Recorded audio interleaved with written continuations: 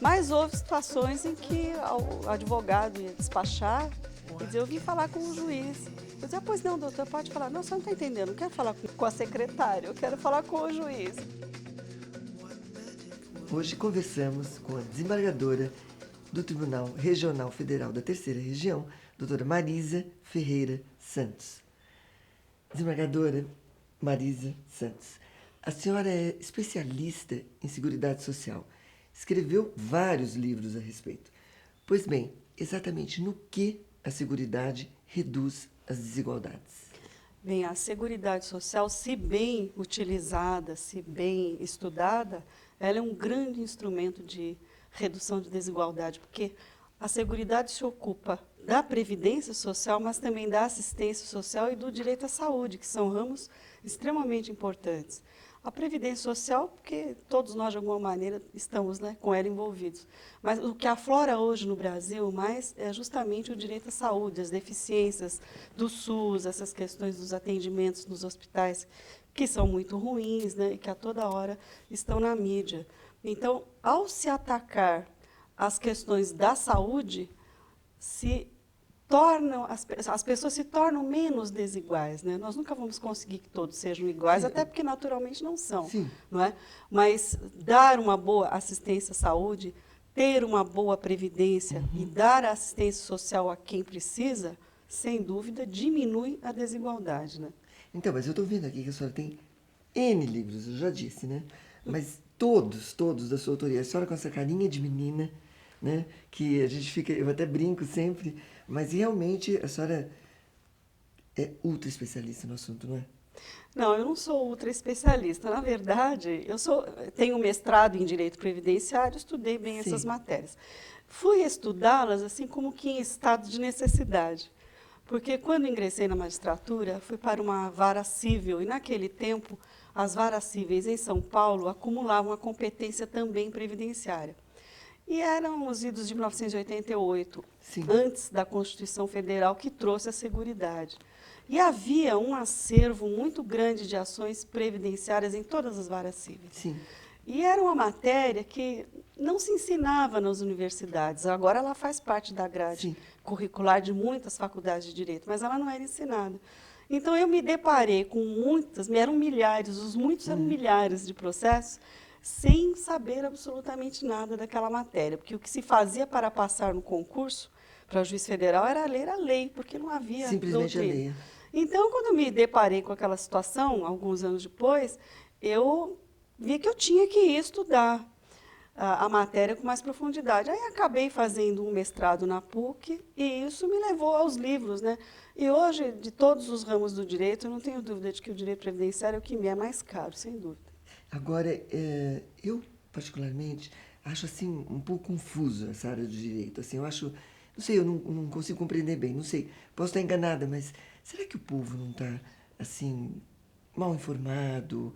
Ou talvez estaria faltando um pouco mais de esclarecimento nessa área de direito previdenciário para o povo? O que a senhora acha? Eu tenho certeza que são todos muito mal informados, são todos muito desinformados.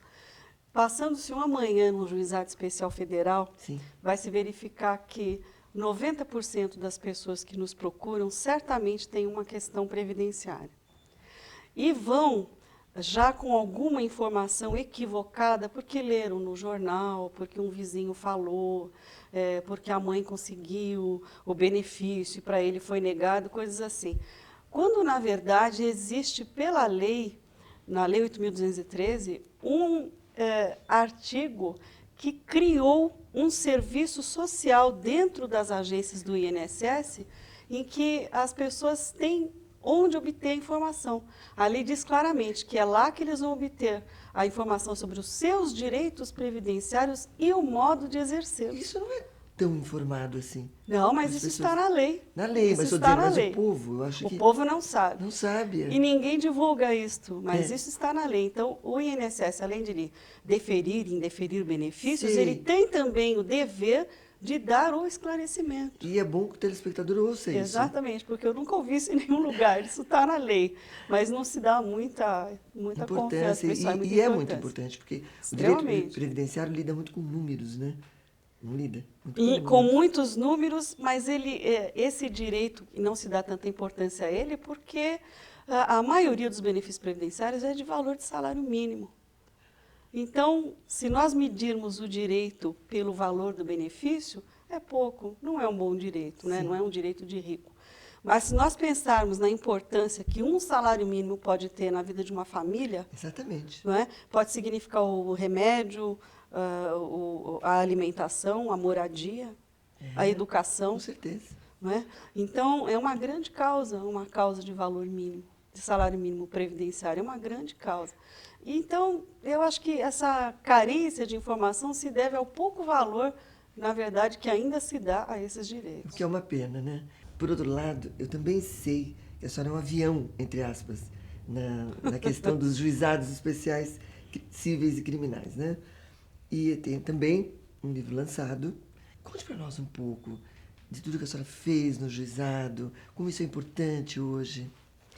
Os juizados especiais nasceram, os federais, né, em 2001 e foram instalados em janeiro de 2002. E naquela ocasião, quando se criou essa nova instituição federal, ela foi criada pela lei, mas a lei não criou cargos de juízes, não criou cargos de servidores, não trouxe as condições materiais para que eles Sim. funcionassem. Então, a única forma que nós tivemos foi de fazer um juizado virtual, ou seja, que, em primeiro lugar, não precisasse de papéis, né? O que já seria uma Que ótima já seria coisa. uma grande economia de recursos. Computadores, a Justiça Federal já há algum tempo tem em grande quantidade, nós não temos grandes problemas mais de informática. O número de juízes era reduzido, de servidores também. Então, nós tínhamos que achar uma maneira de instalar isso usando o mínimo de recursos possível. E quem teve a ideia de fazer esses juizados virtuais foi um juiz que já se aposentou, Sim, que foi desembargador também, foi o desembargador Santos Neves, né, sim. que deixou saudades para nós. E aí eu acabei indo trabalhar nos juizados, naquele momento, foi uma coincidência. E por ser a juíza mais antiga dos envolvidos, nós éramos 6 juízes, eu acabei presidindo. E foi a melhor experiência que eu vivi Coordenou todo o dentro. trabalho, Foi. né? Eu coordenei os trabalhos, fui ajudada por mais 5 juízes, os melhores juízes, né, alguns deles já estão no tribunal hoje, e fizemos lá, sim, um grande Se foi um trabalho. sucesso, né? Foi um Absoluto. sucesso. Hoje, os juizados são uma instituição muito grande, uma instituição que Sim. já se sedimentou, mas foi construído com um grande sacrifício. E o interessante de tudo isso é que todo o nosso sistema informatizado é caseiro, ele foi feito pelos servidores da Olha que coisa Justiça boa. Federal. Muito bom. O tribunal não gastou dinheiro contratando uma empresa que fizesse um software, um programa, nada disso. Isso tudo foi criado pelos nossos Muito bom. funcionários. A senhora, inclusive, declarou que a justiça era elitista e que os juizados especiais federais possibilitaram o acesso dos pobres ao judiciário. Todavia, eu faço um adendo aqui. O feitiço não virou contra o feiticeiro, já que esses mesmos juizados, graças ao sucesso, se acham congestionados. Exatamente, o feitiço virou contra o feiticeiro.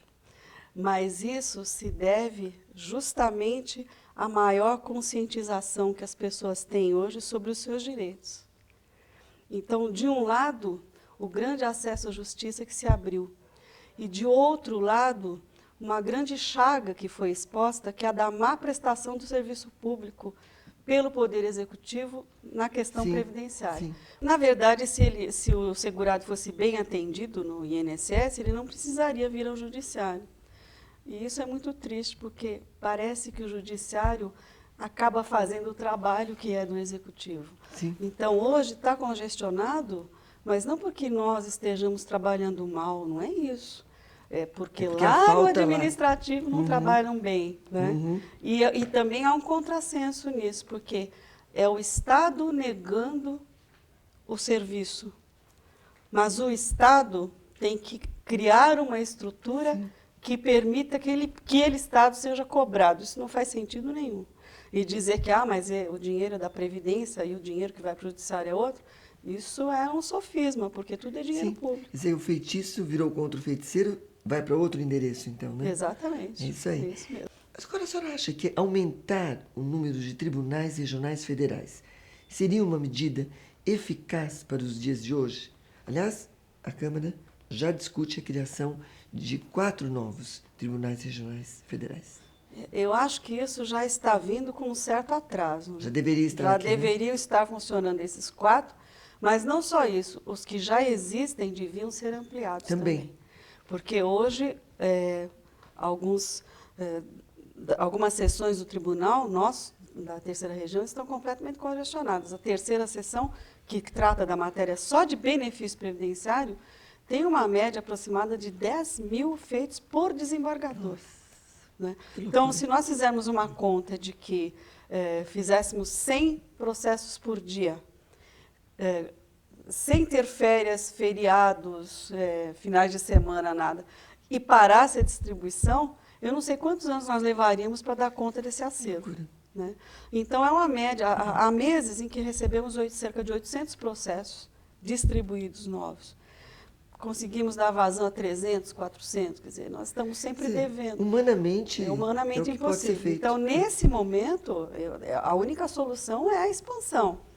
Mas também o executivo precisa trabalhar melhor. Não precisa adianta atender um só, essas né? pessoas lá Não no INSS, no balcão do INSS. É verdade. Desembargadora Marisa, a senhora acha que o Brasil ainda vive um abismo social? Um abismo social grande, muito grande mesmo. Pela minha história de vida, sempre acabei lidando com essas questões, com esse lado frágil da comunidade.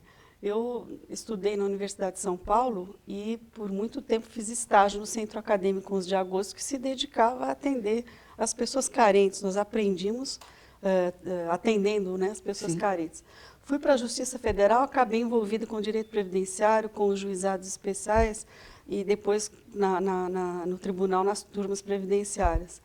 Existe um abismo social muito grande, sim, muito grande. Maior do que aquele que nós imaginamos. Maior. Né? E nos juizados, essa pobreza é uma coisa muito, muito evidente. Nós estamos numa cidade como São Paulo, a Justiça Federal instalada na Avenida Paulista, o metro quadrado mais caro do Brasil, pelo que sei, e o que se vê dentro do juizado especial, que fica ali na Avenida Paulista, é uma quantidade imensa de pobres, de pessoas brigando por que dói na alma, né? Dói na alma. Então, a pobreza está muito mais próxima de nós do que nós podemos imaginar, sabe?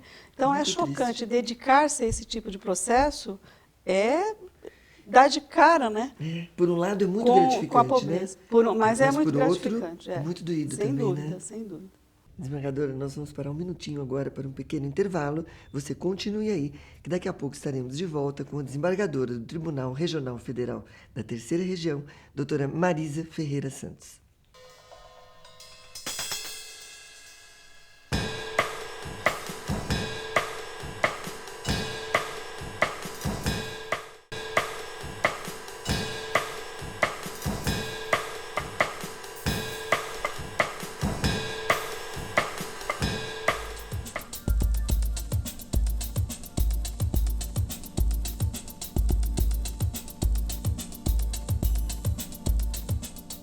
Não, o Brasil não está. O Brasil está muito longe disso. Longe, né? Em todos os sentidos, né? Em todos os sentidos. Não só porque os estádios não estão em boas condições, pelo que sei, né?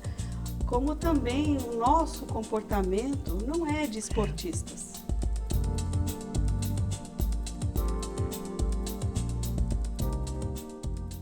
Desembargadora Marisa Santos, vamos para mais um assunto interessante.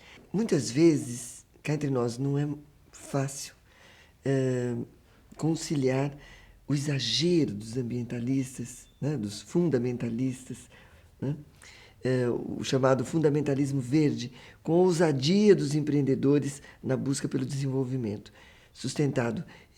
O que dizer com relação a isso?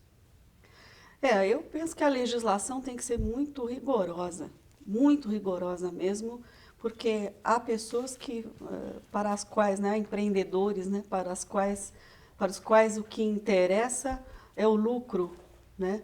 Mas nós precisamos ter um planeta sustentável. Eu gostaria muito que meus filhos e meus netos e as futuras gerações convivessem com ele, exatamente, né? Pudessem viver bem, né, no planeta Terra. Então, eu penso que a legislação tem que ser muito rigorosa, tem que haver uma atuação forte de fiscalização, o Poder Executivo tem que fiscalizar, né? tem que estar presente. As multas têm que ser pesadíssimas e acima de tudo, o Ministério Público tem que estar atento a tudo isso. Aliás, as multas são são pesadíssimas, né? Eu estou sabendo que deixar entulho na rua, na cidade de São Paulo, hoje merece uma multa de R$ 12.000. É né? mesmo, é? R$ 12.000. Nossa. Uma lei recente aqui, né, de São Paulo. Então, isso são atitudes assim. Isso precisava ser divulgado, né, de alguma maneira, porque muita gente provavelmente deixa o lixo na rua sem saber dessa multa, não é? Exatamente. E a questão é, né, para quem não se incomoda com o meio ambiente, certamente o lugar que vai doer mais é o bolso, né? Sem Com dúvida. certeza. Desembargadora, indo para um outro assunto agora. Os ministros de tribunais superiores têm ou não têm a vivência de um juiz de primeira instância? Olha, com a vênia dos nossos ministros, eles não têm, não, porque os juízes de primeiro grau são a linha de frente do Poder Judiciário. Então, são eles que sabem como é duro presidir uma audiência, o quanto é difícil a condução de um processo criminal, o quanto é difícil a condução de um processo de guarda de filhos, O olhar nos olhos pensão também, né? alimentícia, estar cara a cara com o problema. Uhum. O papel não tem a mesma linguagem, né, da presença, né, dos seres humanos. Então, a gente vê nas cortes superiores, nem todos são juízes de carreira. E não é o mesmo o impacto de um advogado que